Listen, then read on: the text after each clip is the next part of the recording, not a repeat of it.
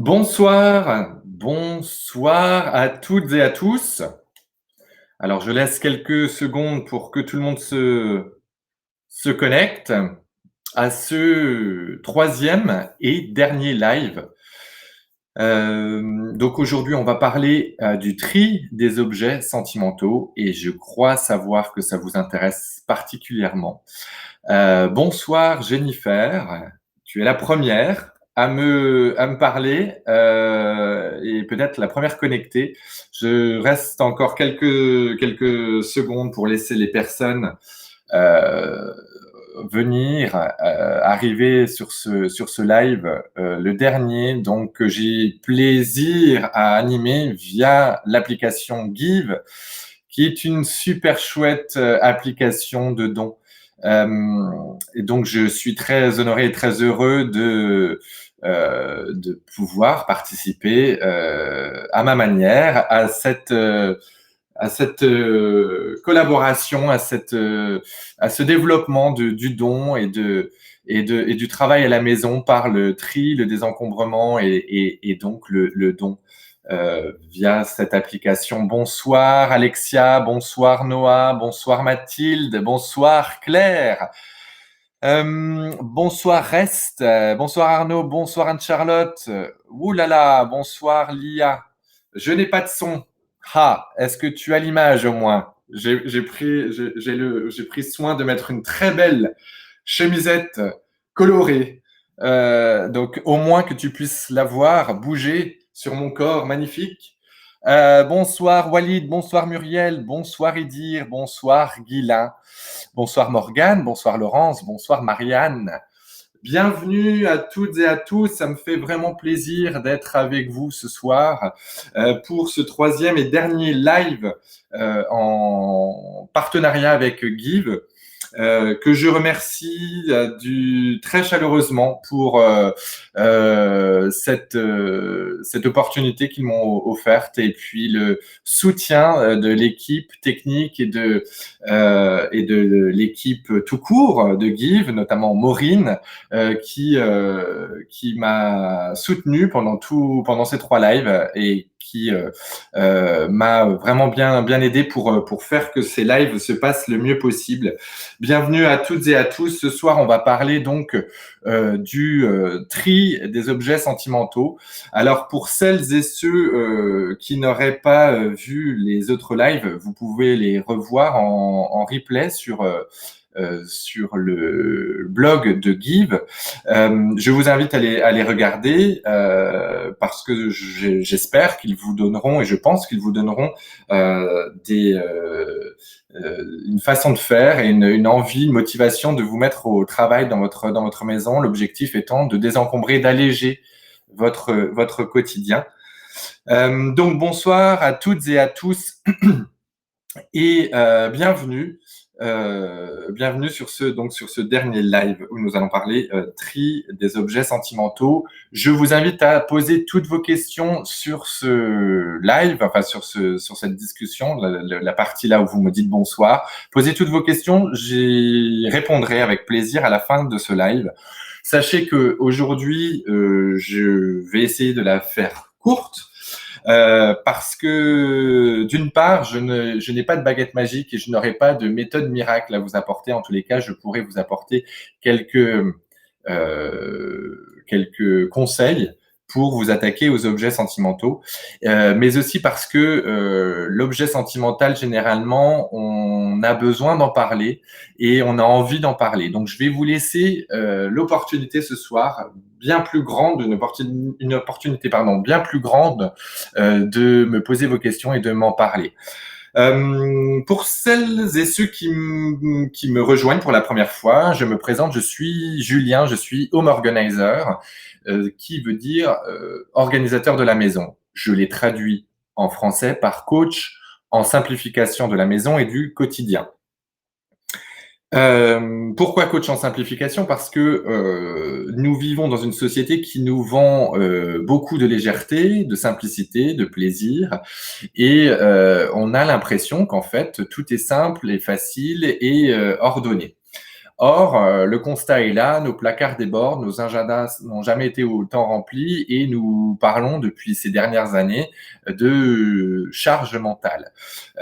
Mon travail, à moi, c'est d'accompagner en fait les personnes qui me font confiance et qui font appel à moi à désencombrer, trier et réorganiser leurs espaces, leur agenda et leur vie, finalement, leur quotidien, en revenant à quelque chose de beaucoup plus essentiel et de beaucoup plus simple.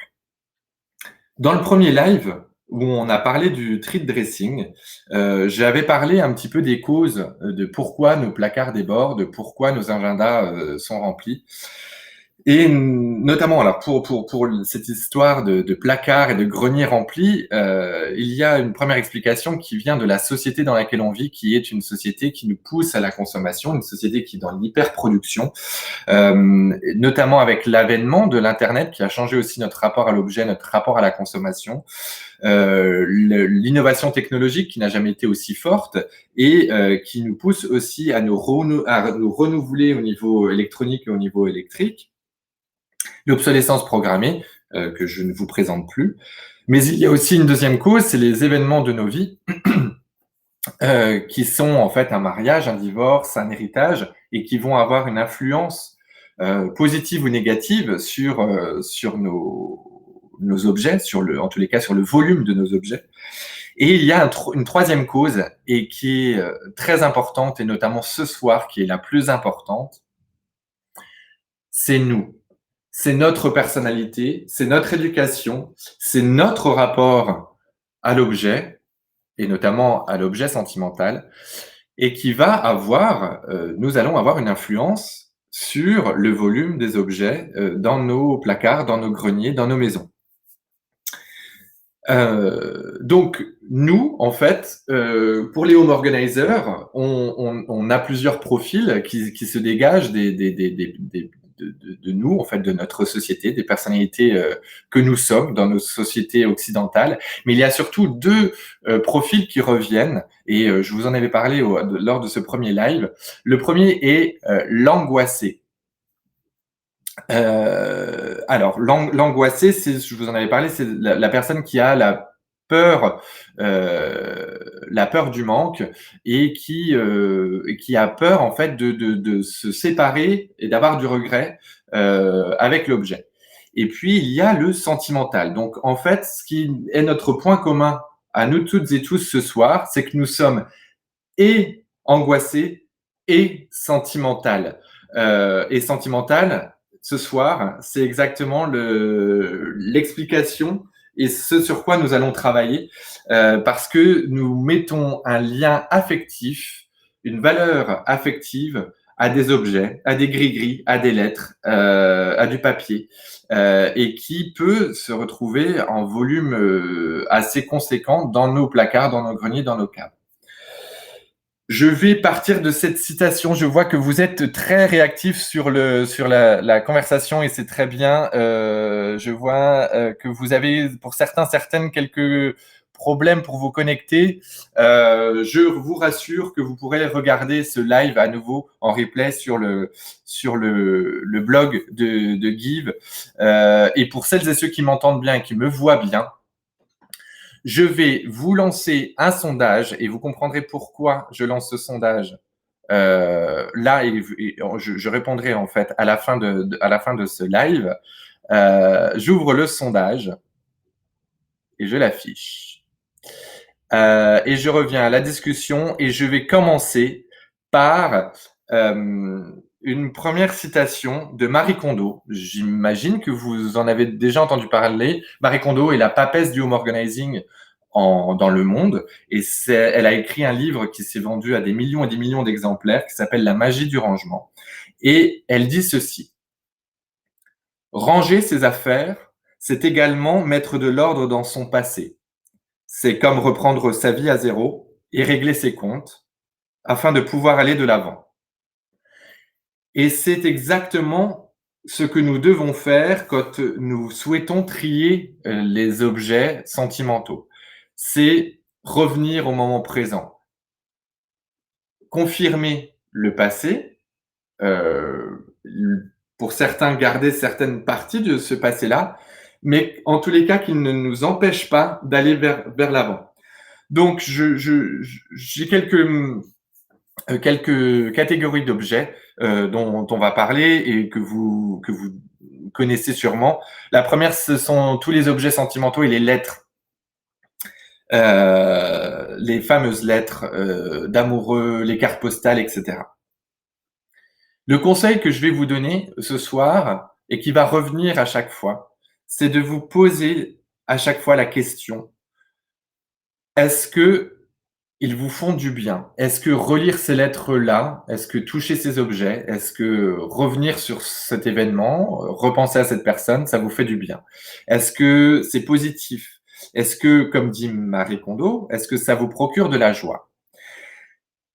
Si, au minimum, vous ne savez même plus à qui ça correspond, à quoi ça correspond, à quel événement ça correspond, je pense notamment à mes parents qui gardaient les dragées des mariages, des communions dans un tiroir avec, pour certains, juste le prénom et qui, des années plus tard, ont fait un tri dans un tiroir et ne se souviennent même plus à la lecture des prénoms, à qui ça correspond, à quoi ça correspond, à quel événement ça correspond.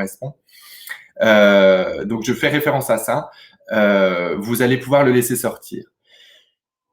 Et si ça vous fait mal, si ça représente quelque chose de négatif, si c'est un événement du passé qui ne vous fait pas du bien, sortez-le. Je vous le dis honnêtement, sortez-le. Notamment si vous avez oublié cet épisode et que cet épisode revient à vous lorsque vous triez cette caisse ou ce tiroir ou cette armoire ou ce carton d'objets du passé et que ça vous fait mal et que ça ne vous fait pas du bien. Sortez absolument cet objet. Pour le reste, si ça vous procure de la joie et que ça vous fait du bien, alors à ce moment-là, vous pouvez le garder ou alors vous pouvez acquiescer, repenser à cet événement, à cette personne-là et à le sortir. Je vais parler. N'hésitez pas à me poser vos questions, je reviendrai dessus à la fin du live. La deuxième catégorie, et qui est un peu plus délicate, c'est l'héritage. Est-ce que peut-être que vous avez reçu un héritage il y a quelques temps et cet héritage-là prend de l'espace, des meubles, du papier, de la correspondance, bref. La première question à se poser, c'est est-ce que vous êtes prêt à rentrer dans cette intimité-là, dans l'héritage, dans tous ces objets qui vous ramènent à cette personne. Pour certains, certaines, tout de suite après, à quelques semaines ou quelques jours après la disparition de cette personne, il faut s'occuper de ces objets et s'en débarrasser au plus vite. Pour d'autres, il faudra un peu plus de temps. Il faut, bien évidemment, prendre le temps de faire le deuil de cette personne avant de vous lancer dans ce tri. Si vous en avez l'opportunité et la possibilité. Pour certaines personnes, pour des raisons financières, des raisons de temps, il va falloir agir rapidement. Mais si vous avez un peu le choix, alors à ce moment-là, prenez le temps qu'il vous faut pour plonger dans cet héritage. Et lorsqu'il sera temps pour vous de gérer et de trier cet héritage, il faut que vous trouviez la plus belle façon pour vous de vous séparer de ces objets et de trouver la façon qui pour vous est la plus belle pour transmettre l'objet, pour le faire disparaître. Donc je pense notamment aux dons, mais trouver l'association qui vous correspond, que vous aimez, que vous voulez soutenir, une personne qui dans votre entourage, que vous savez à qui ça va faire plaisir, qui en a besoin. Alors à ce moment-là, prenez cette opportunité-là pour transmettre cet objet, ou une personne que vous ne connaissez pas mais que vous savez qui en a besoin, comme via l'application Give, et vous pouvez expliquer la valeur de cet objet à cette personne et vous sentir satisfaite de transmettre cet objet qui est une seconde vie dans un autre foyer. Vous pouvez utiliser la vente et utiliser l'argent que vous allez récupérer de cette vente-là pour partager une expérience avec les vôtres, avec ceux que vous aimez, ou de vous payer quelque chose à vous qui vous fait plaisir, qui vous tient à cœur, et profiter de cet héritage-là pour réaliser un rêve ou pour vivre une expérience qui pour vous va être forte, va être profonde. Vous pouvez aussi mettre en valeur en utilisant cet objet-là en décoration. Je pense notamment à une machine à coudre de ma grand-mère que mon père a eu en héritage, dont il ne pouvait pas se séparer, mais qui était resté dans un grenier, dans une cave, et qui a quelques années, peut-être bien 2 ans maintenant, on a ressorti et je lui ai proposé de la mettre en valeur, et il était très ému et très touché et très heureux de revoir cet objet qui est maintenant dans sa chambre et qui est vraiment comme un élément de décoration et qui a vraiment un lien, une valeur bien plus profonde pour lui. Je pense aussi notamment à une cliente que j'ai accompagnée et qui a trié son grenier, et dans ce grenier-là, il y avait des cartons des cartons de chemises de son grand-père, et il y en avait beaucoup. Elle a décidé de donner un maximum de ces chemises-là, et finalement elle en avait 2 qui étaient vraiment représentatifs de son enfance et de ce grand-père qui n'était plus là. Et elle a décidé, et je l'ai soutenue dans cette envie-là, de modifier en fait cette chemise, ces chemises-là, et en faire des coussins. Donc elle a fait faire par un tapissier avec les chemises de jolis coussins. Donc c'était des chemises à carreaux un peu canadiennes, avec les boutons sur le devant et une petite broderie avec le prénom de son grand-père. Et ces deux coussins-là se retrouvent maintenant dans son salon. Ce sont donc des objets de décoration, mais c'est surtout quelque chose, un objet qui est personnel et qui finalement lui fait du bien. Je voulais vous parler donc de cette question d'héritage. On en reparlera tout à l'heure. Je répondrai à vos questions. Je vois par exemple là Clara qui répond à Ghislain ou à Ghislain, je ne sais pas comment il faut le prononcer en tous les cas. Elle lui dit: la peur du regret est une hésitation, la joie ou la tristesse sont des évidences.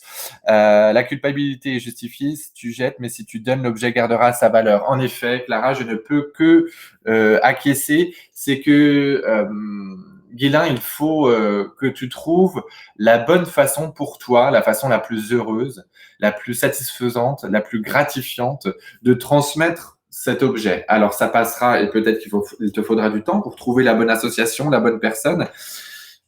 Mais une fois que tu auras trouvé cette personne, une fois que tu auras trouvé cette porte de sortie, tu ressentiras au contraire une joie et une satisfaction, une gratitude de transmettre cet objet, de savoir qu'il a une nouvelle vie quelque part et que finalement cet objet-là n'est pas perdu, n'est pas oublié, n'est pas pour certains cassé ou détérioré lorsqu'on les garde dans des mauvais endroits, dans un grenier humide, dans une cave très humide aussi, et que les objets se détériorent et que finalement derrière l'héritage est parti un peu en poussière comme ça. Donc profiter en fait de ce que cet héritage-là soit beau et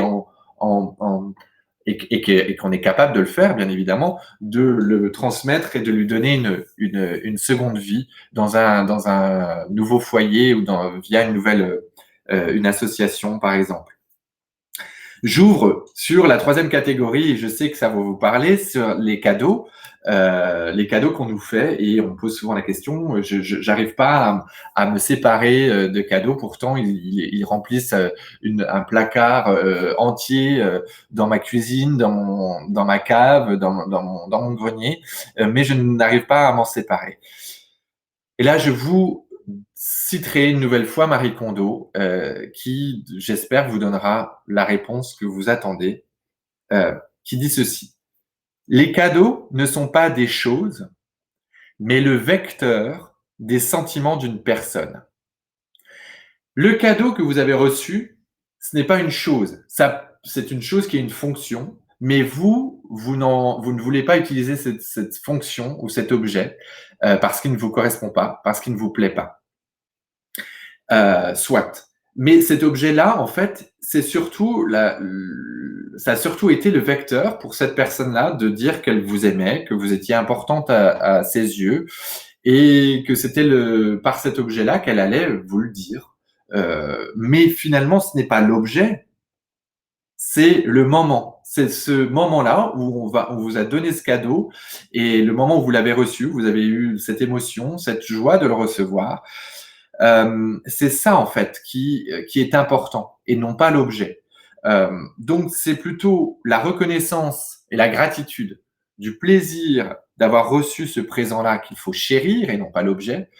Et puis, comme pour l'héritage, trouver une façon qui vous correspond pour transmettre et vous séparer de l'objet.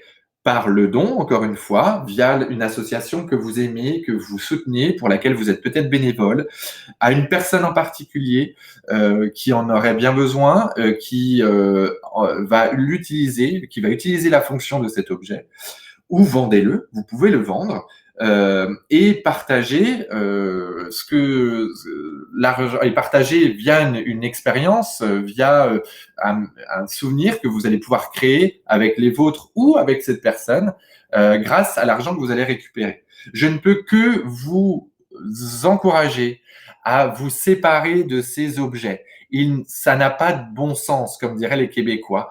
Ça n'a pas de bon sens, là, tu sais, là, de garder des objets dans leur boîte qui vont pourrir, qui n'ont pas d'utilité dans un endroit, confirmer le fait que vous ne les aimez pas, c'est que vous ne les utiliserez pas, que vous ne les trouvez pas beaux, que vous ne les trouvez pas pratiques, et les garder. Euh, Au contraire, ouvrez vos placards, transmettez-les, euh, utilisez la gratitude et la satisfaction de transmettre l'objet et puis partagez une expérience avec cette personne-là par l'argent que vous allez récupérer ou en communiquant. Donc ça, c'est vraiment très important de communiquer. Donc c'est vraiment vous séparer de ces objets-là qui vous plombent, entre guillemets, et communiquer en disant, en expliquant pour Noël et pour les anniversaires dans votre entourage que vous ne voulez plus de cadeaux, que vous voulez tel ou tel cadeau pour réaliser tel ou tel projet personnel, professionnel, que vous voulez un cadeau immatériel, mais que vous prendrez peut-être dans un futur proche le temps de refuser un cadeau, non pas pour faire mal à la personne, bien évidemment, mais parce que vous n'en avez pas besoin, vous n'en ressentez pas le besoin. Mais bien évidemment, cette communication-là doit se faire dans le sourire, dans la bienveillance. Et je prends mon cas personnel, il faut prendre du temps, et il faut être patient pour que cette communication-là fasse son chemin.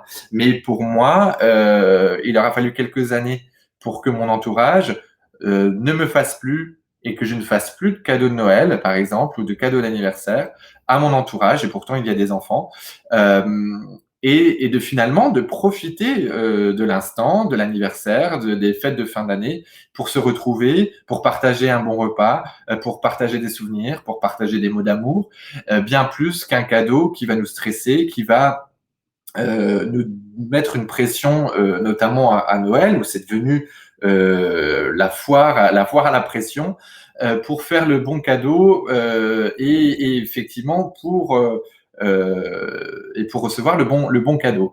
Une fois qu'on a retiré cette pression-là, vraiment, il y a que du positif à en tirer. Donc c'est vraiment, je ne peux que vous conseiller de communiquer sur le fait de ne plus recevoir de cadeaux, ou en tous les cas sur des cadeaux qui vous font plaisir. Je vais ouvrir sur la dernière catégorie qu'il faudra trier en dernier, et je rejoins Marie Kondo là-dessus. Les photos sont à garder et à trier en dernier. Pareil, pas de miracle, pas de solution miracle. Vous allez les trier les unes après les autres et vous posez la question de est-ce qu'ils vous font du bien? Est-ce que ces photos-là vous font du bien? Est-ce qu'elles vous mettent en joie? Est-ce qu'elles vous émeuvent? Rassurez-vous, c'est normal de ne recevoir que quelques émotions parmi le flot de photos. C'est normal. Et c'est au contraire mettre en avant ces photos-là et supprimer, faire sortir les autres photos que vous ne regarderez pas, qui ne vous font rien. Sortir les photos qui sont mal cadrées, qui ne sont pas, qui ne vous mettent pas en valeur, ou qui ne sont pas belles, qui sont floues. Et puis pour celles et ceux pour qui c'est compliqué, et notamment aussi pour les photos digitales, c'est de vous mettre un nombre limité de photos par événement.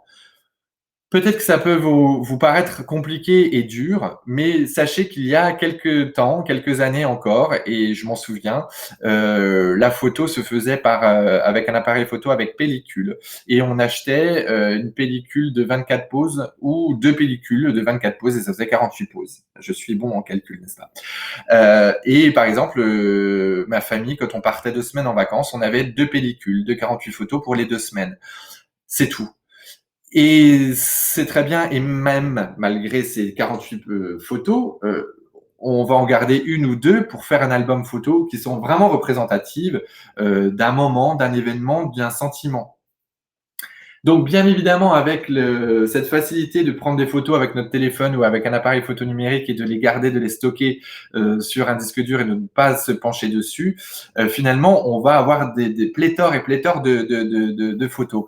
Je ne peux que vous encourager à ce moment-là de vous dire je garde 12 ou 24 photos, pas plus d'un événement, et de saisir les photos qui sont vraiment représentatives de cet événement, de ce moment passé. Vous pouvez aussi créer des albums et je vous conseille de les faire par année et non pas par événement, de les faire par année parce que vous allez devoir choisir dans cette année-là des moments forts et qui sont pour vous des souvenirs. Rassurez-vous, on ne garde que quelques souvenirs d'un moment, d'une année, d'un événement. Et c'est normal, le passé s'éloigne et nous, on est dans le moment présent pour aller de l'avant. Donc, on va garder dans notre âme, dans notre cœur, dans notre tête, des moments vraiment bien précis d'un événement, une couleur, une sensation, une odeur. Et c'est ce qui va être le plus important de garder en souvenir. Il suffit juste de se rendre compte que je pense que nous toutes et tous, on ne regarde pratiquement jamais nos disques durs, toutes nos photos, où on commence et finalement on se lasse parce qu'il y en a 100 de 20h à 21h, 200 de 21h à 23h d'un anniversaire. Bref, et donc ça devient compliqué et ça devient finalement un marasme. Or, si vous faites un tri en conscience, un vrai tri de photos et que vous en gardez que quelques-unes, vous aurez bien plus de plaisir à y retourner et je peux vous motiver à les imprimer pour créer en fait des albums physiques qui seront bien plus faciles à regarder et que vous aurez bien plus d'émotions et d'envie à regarder plutôt que des photos de façon digitale. Je vais vous lire un petit passage de Marie Kondo, de la magie du rangement, notamment sur ses photos, et qui va me faire ouvrir sur le dernier point du live, et je vous donnerai la parole juste après. Voici ce qu'elle dit. Voici le genre de conversation que j'ai généralement avec mes clients. Qu'y a-t-il dans cette boîte? Des photos. Vous pouvez les garder à trier pour la fin. Oh, mais elles ne sont pas à moi, mais à mon grand-père. Chaque fois que j'ai cette conversation, ça me rend triste. Je ne peux m'empêcher de penser que la vie des personnes décédées aurait été bien plus riche si l'espace occupé par cette boîte avait été libéré lorsqu'elles étaient encore vivantes. Et j'ouvre sur tous les objets sentimentaux et tous les objets en général, de faire son tri en conscience, en profondeur, au moment présent. Et notamment lorsqu'on avance un petit peu en âge, pour finalement ne garder que le meilleur. Et le meilleur représente peu de choses, hein, c'est ce qu'on appelle l'essentiel, représente peu de choses. Et je vous invite à lire le livre de Margareta Magnusson sur le død standing.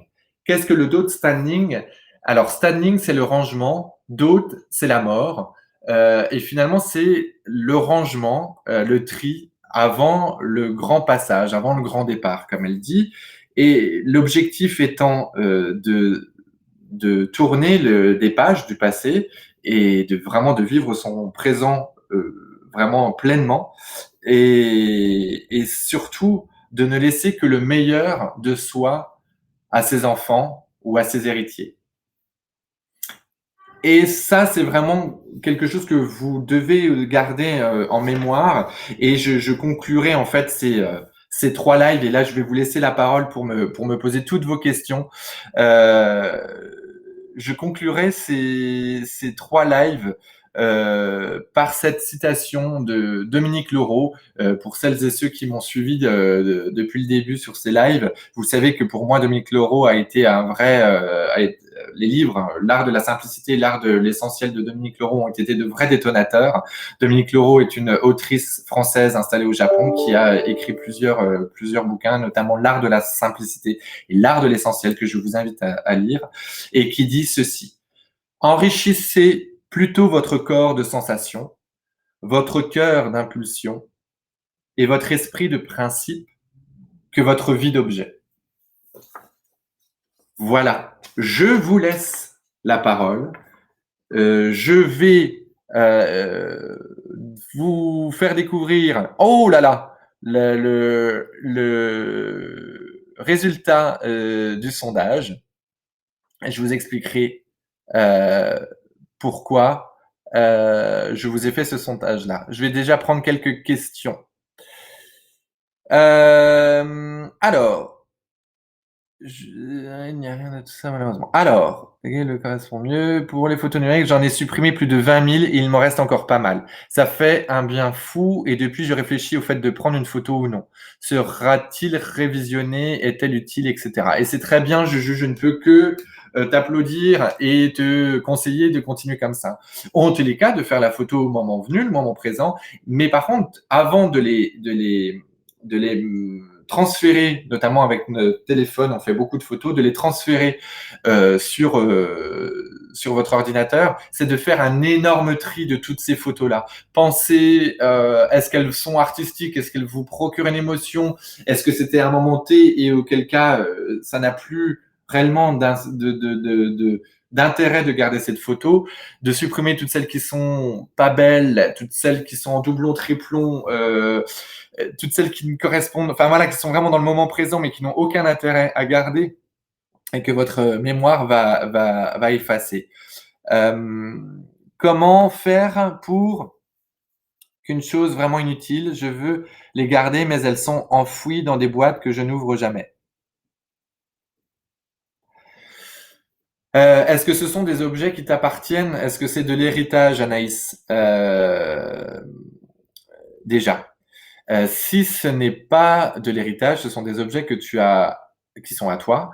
Et je te dirais ceci, tu veux les garder, mais elles sont enfouies. Donc tu utilises le mot enfoui. Donc ça veut dire elles sont vraiment très très loin de toi, et dans des boîtes, encore plus. Donc ça veut dire bien évidemment, on est loin de cette règle, on ne met que ce qu'on voit, on n'utilise que ce qu'on voit. Que je n'ouvre jamais. Jamais. Là encore, est-ce que tu souffres d'encombrement? Est-ce que tu as besoin de tourner la page de ton passé? Est-ce que voilà, pose-toi plein de questions autour de pourquoi tu fais ça. Alors, vraiment, on revient sur les motivations de faire un tri. Et potentiellement, tu peux les prendre en photo et t'en séparer. Ou tout simplement t'en séparer parce que tu confirmes que jamais tu n'ouvres ces boîtes et tu ne les utilises et tu ne les regardes et tu ne les touches et tu ne les ressens. Voilà. Après, c'est un peu plus compliqué, bien évidemment, si c'est un héritage, si c'est voilà, il faut bien évidemment avoir le temps de faire le deuil, mais vraiment, il faut se poser la question de la vie et de ce qu'on vit au moment présent et de ce qu'on espère vivre par la suite et vraiment s'alléger et tourner la page sur le passé. Et surtout, Anaïs, et pour toutes les autres et tous les autres qui suivent ce live, séparez-vous des objets qui vous font une émotion négative, qui ne sont pas là pour vous faire du bien. Sincèrement. Vous êtes sur Terre, dans cette vie, pour faire de belles choses dans le moment présent, bien plus que de ressasser et de revivre des moments qui sont négatifs. Pour les dessins des enfants, cahiers de poésie de notre enfance, c'est pareil. Est-ce que ce sont des choses qui vous font du bien? Est-ce que ce sont des choses sur lesquelles vous revenez? Est-ce que c'est peut-être garder une ou deux poésies, les encadrer, pourquoi pas? Est-ce que c'est garder un ou deux cahiers de poésie et vous séparer de tous les cours, de votre enfance et tout le reste? Les dessins des enfants, peut-être que vous pouvez faire le tri avec eux. Généralement, eux, ils vont vous permettre de faire un énorme tri parce qu'ils sont vraiment dans le moment présent.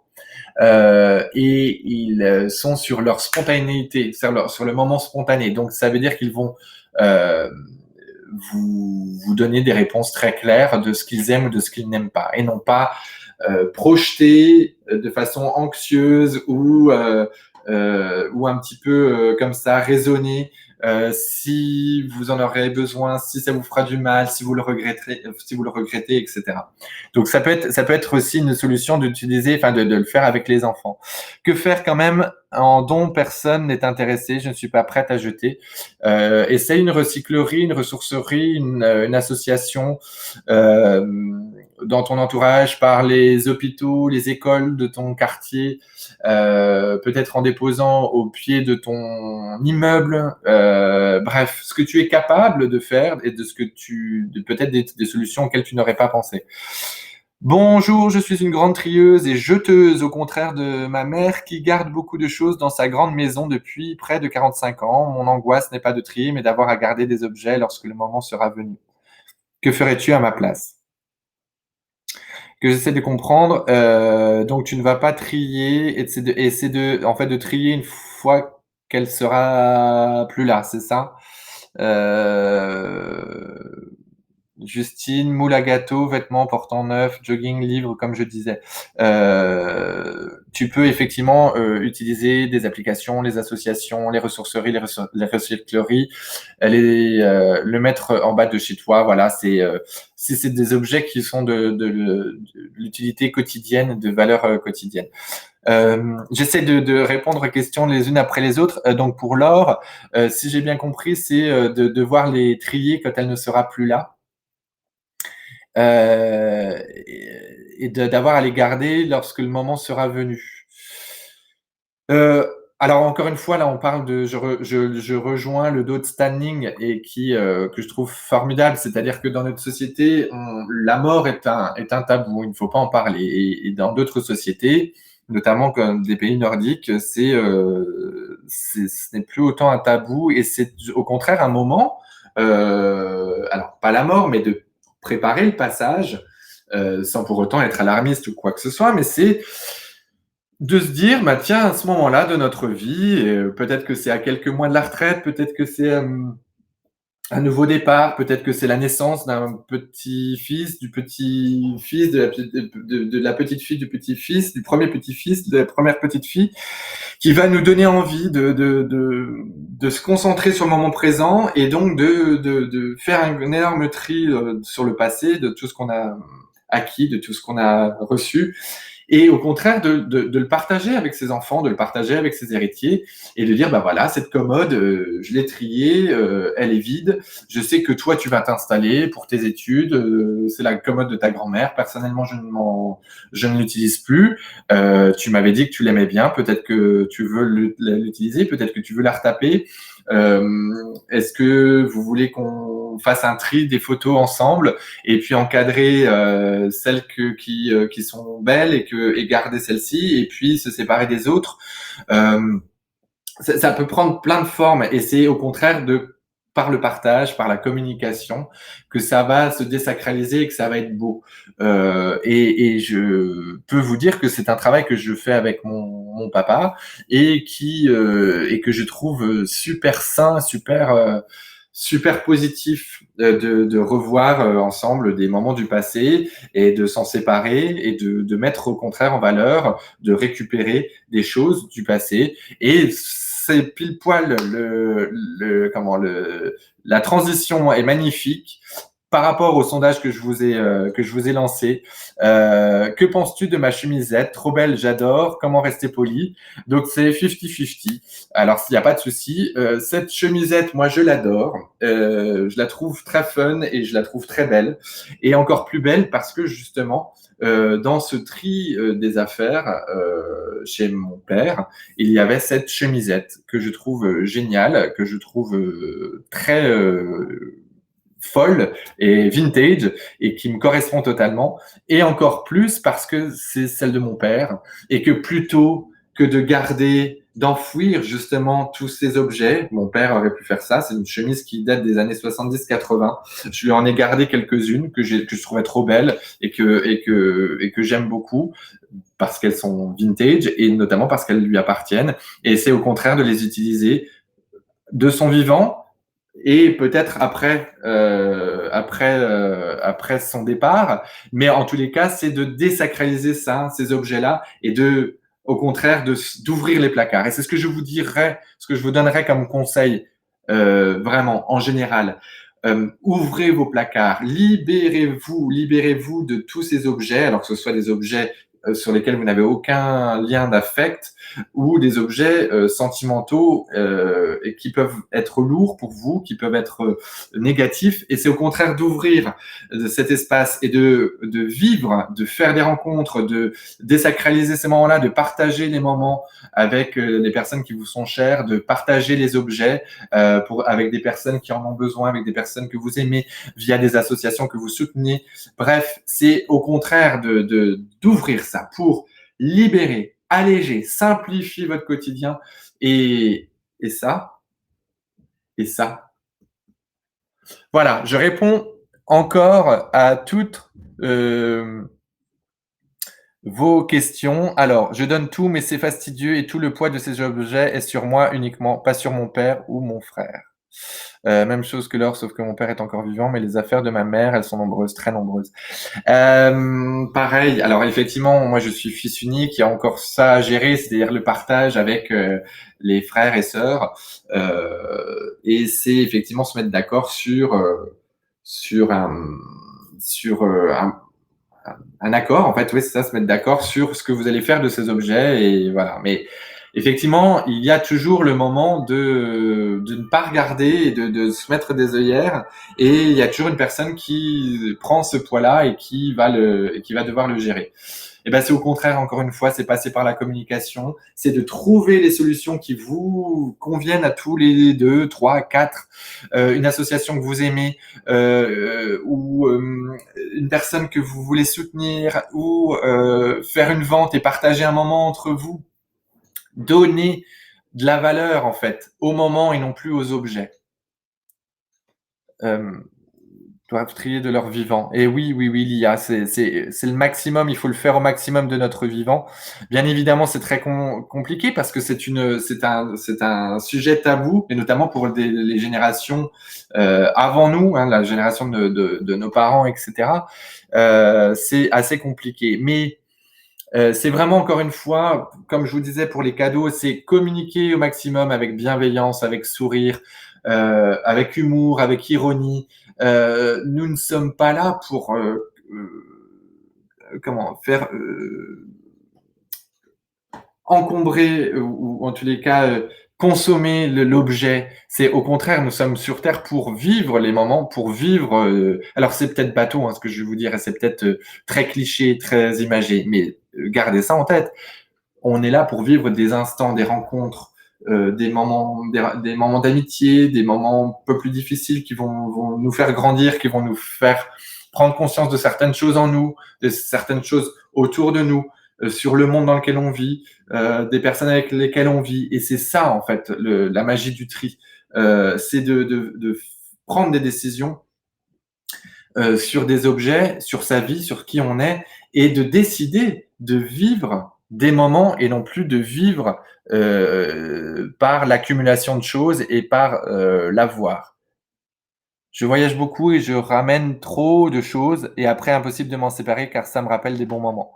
Pareil, Justine, je te dirais, c'est de mettre en valeur ces quelques pièces et de séparer des objets qui sont peut-être trop, ou si peut-être tu as envie de garder tous les objets, ben, tu as le droit de les garder. Seulement, ça devient compliqué lorsque c'est une charge et que c'est un poids.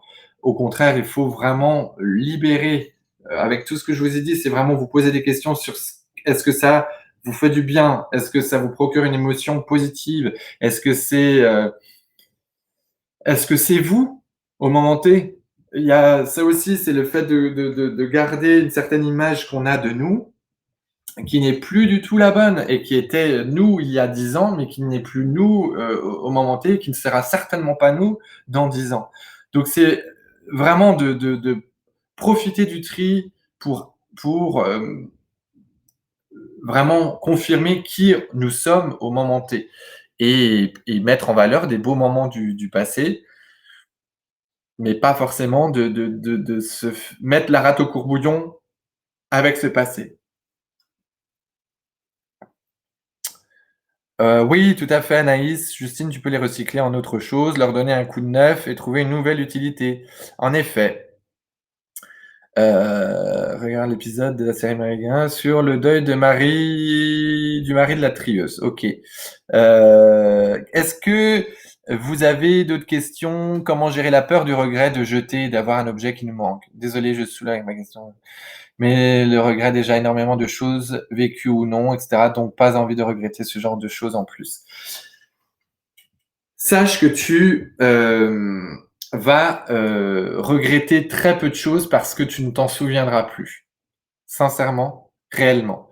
Il n'y a que un petit pourcentage d'objets, et c'est pareil pour les souvenirs, qu'on va garder plus on avance dans le temps et moins on va s'en souvenir et on s'en souviendra pas en fait et on va aller de l'avant.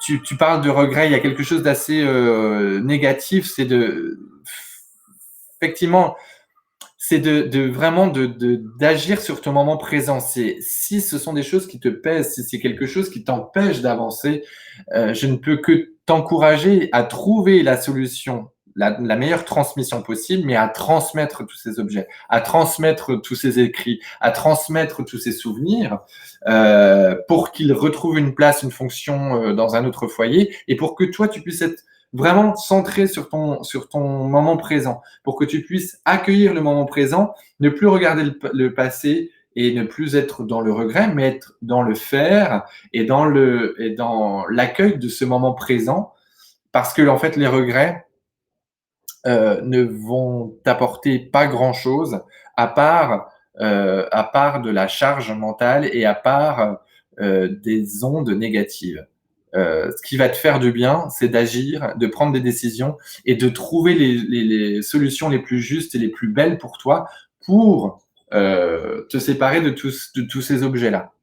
Euh, alors ça, vie, j'en profite, je pense que c'était une blague avec les petits accents circonflexes. Je vous déconseille de louer un garage et de le remplir parce qu'en fait, vous repoussez totalement la prise de conscience et la prise de décision et l'action.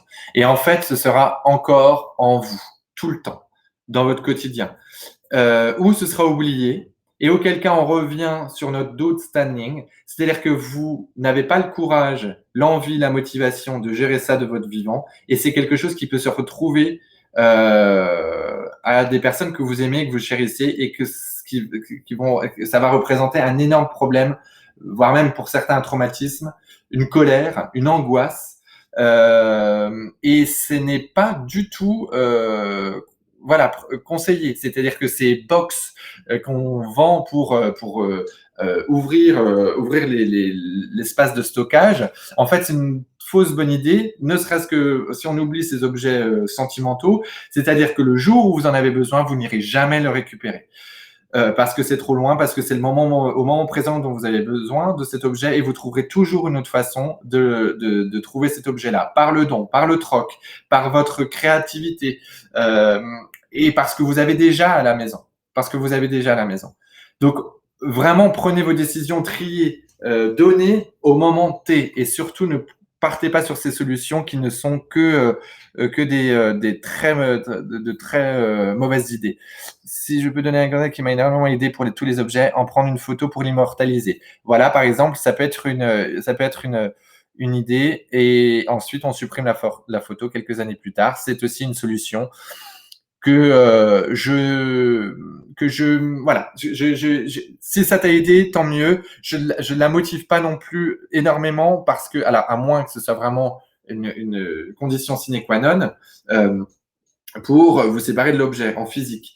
Mais encore une fois, c'est un peu comme la boxe, c'est-à-dire qu'on va garder ça dans un coin de notre tête, dans un coin de disque dur, et puis on aura oublié de l'avoir qu'on l'a gardé, et puis on va se retrouver face à cet objet, face à cette photo, et ça fera pas forcément du bien, ou en tous les cas, voilà, ça va faire ressortir quelque chose que la mémoire ou le cerveau aura oublié de lui-même. Mais si ça a pu être utile pour toi, Faye, eh ben tant mieux. Eh bien, Justine, j'ai une mémoire de poisson rouge aussi. Parfois, l'objet aide effectivement. Oui, merci pour la blague. Ben, voilà, c'est l'IA. C'était une mémoire de poisson rouge. Au contraire, faut en profiter. Moi-même, j'ai une mémoire de poisson rouge et je ne garde qu'une petite boîte de souvenirs et ça va très bien. Et je me souviens de moments et je retrouve tu vois, j'ai une amie qui m'a contacté par Facebook l'autre fois et qui m'a envoyé 2 photos qu'elle a retrouvées de nous, de l'époque du lycée, et que j'ai trouvé génial et que j'ai eu un moment d'émotion sur le moment. Je n'ai plus cette photo-là. En tous les cas, je l'ai jamais eu, je pense pas. Mais j'ai trouvé ça chouette et je l'avais oublié et c'était bien. Et c'est chouette, mais ça n'empêche que je suis dans le moment présent et que je travaille actuellement sur mon avenir. Voilà, j'espère que je vous ai motivé. J'espère que je vous ai pas fait peur. J'espère que je vous ai fait du bien. J'espère que je vous ai motivé pendant ces 3 lives et ce soir. Pour ma part, ça a été très très chouette de partager ces lives avec vous. J'ai passé énormément enfin voilà, j'ai passé un très bon moment avec vous ce soir, samedi dernier et samedi il y a 15 jours. J'espère que ça vous a motivé, que ça vous a donné envie, que ça vous a éclairci l'esprit. Je ne peux que vous dire de vous mettre en action, de sortir de votre tête et de vous lancer dans votre action, que vous utilisiez une méthode comme celle de Marie Kondo ou comme que j'utilise d'Elodie Wery, ou votre propre méthode, le plus important étant de vous mettre en action, de vous simplifier la vie. Et je ne peux que vous encourager à la faire de plus en plus légère, cette vie. J'espère que vous, voilà, vous avez apprécié ce live. Je remercie à nouveau toutes les personnes qui ont fait que ce live et ces lives ont été possibles, et notamment Maureen de l'équipe Give, que j'embrasse, et toute l'équipe technique qui a bien travaillé pour faire que ce soit possible pour ces trois lives. Je reviendrai avec plaisir, peut-être pendant l'été, peut-être après. Dans tous les cas, vous pouvez me suivre sur les réseaux, Julien Home Organizer avec un Z, ou Ralenti Wistiti, Ouistiti. C'était un plaisir. Prenez soin de vous. Profitez de cette fin de semaine, de ce week-end. Profitez de votre été pour vivre les choses et ne pas rester dans vos placards. Je vous embrasse. Prenez soin de vous.